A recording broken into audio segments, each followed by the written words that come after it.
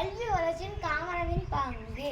எவர் அளிக்க நினைத்தாலும் அழியா வரம் பெற்று என்றும் நினைத்திருக்கும் என் தாய்மொழியான தமிழ்மொழி வணங்கி அனைவருக்கும் என் முதற்கண் வணக்கத்தை தெரிவித்துக் கொள்கிறேன்.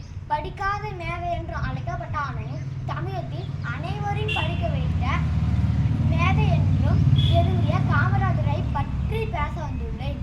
தென்னாட்டு காந்தி என்றும் கர்ம வீரர் என்றும் கல்வி கண் திறந்த காமராஜர் என்றும் பல்வேறு அடைமொழிகளால் அளிக்கப்பட்ட இன்றைய கல்வி திருநாளில் நினைவு கூறி பெருமைப்படுகிறேன்.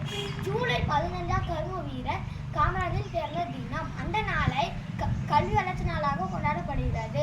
மாணவ வாழ்க்கையில் மறக்க முடியாத நாள். ஏழை குழந்தைகளை பள்ளிக்கு வர வைத்த காமராஜரின் பிறந்த தினம்.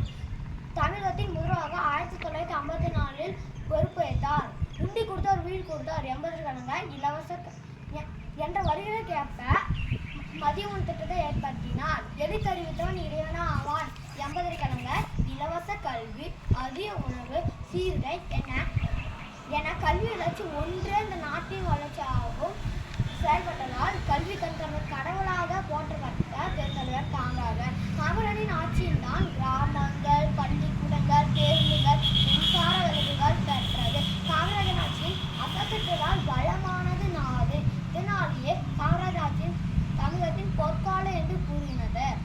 ஒற்றுமை இயக்கம், அந்நிய துணி எரிப்பு, சட்ட மறுப்பு இயக்கம் ஆகிய போராட்டத்தில் ஈடுபட்டு 9 ஆண்டுகள் மக்களுக்காக சென்றார். கல்வியே தேசத்து கண்களை திறக்கும்.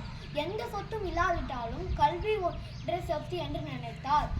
கல்வி என்ற அறிவை நாம் பெற்றுவிட்டாலே வறுமை ஒழிந்துவிடும் என்று நினைத்தார்.